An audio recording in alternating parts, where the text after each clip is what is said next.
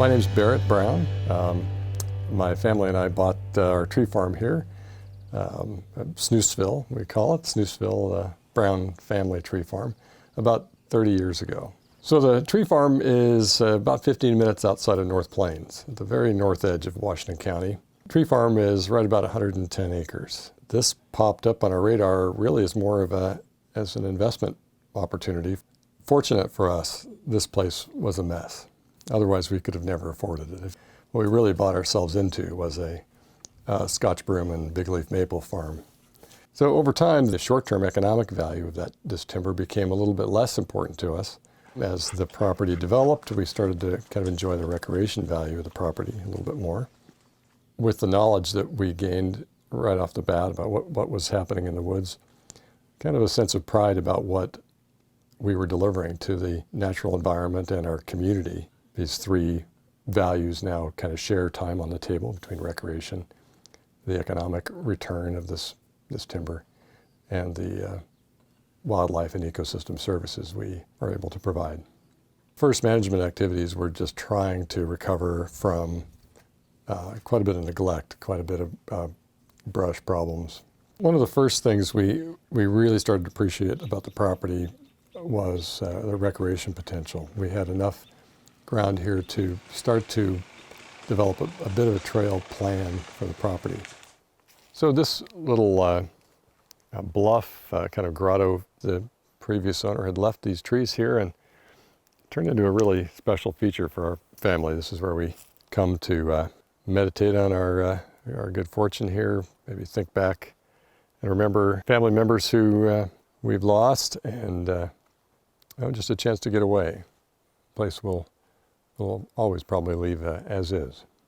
Over the life of our tree farm, we've had just a series of opportunities to go in and thin a few of our different age stands. Some of those have not been really economically feasible, but we were able to bring enough commercial value out of that thinning operation to pay for some real timber stand improvement thinning that would not have been profitable or even economically feasible on its own. The professional foresters we encountered right off the bat through the Washington County Small Woodland Owners Association have been a big part of the partnership up here, starting us off with a really sound management plan, which has grown and evolved with the help of advisors and other foresters.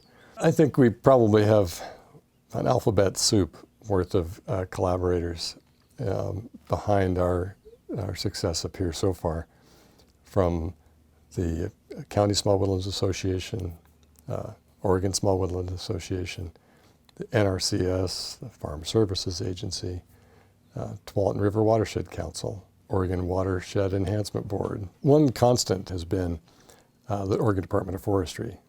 Their stewardship foresters and other resources have been a tailwind for us in this project from the very start. Whether you're in business or in tree farming, everybody talks about a management plan or a business plan. But it's not just talk. You're not just checking a box. These are useful tools. Laying out a logical management plan is the most valuable education tool you can use. A few of the incentive programs we've been able to take advantage of have been around wildlife, insects, down wood, dead standing snags, woodpecker and insect populations. Those combined with the really exciting stream restoration projects we've been able to be a part of through the Tualatin River Watershed Council, along with some of our neighbors, have been super rewarding. Our participation involved helping to lay out the project, working with the in-wood placement engineer. In the end, we contributed about 33 logs for this project, providing most of the wood for the in-stream placement. And then we had a couple of nice opportunities for excavating some cold water refugia for resident fingerlings. I want to be sure and communicate how grateful Susan and I are for the folks that have come along before us and beside us, behind us on a project like this. It's not something that happens in a vacuum. We kind of think of this tree farm as a monument to a lot of their good work and their good advice.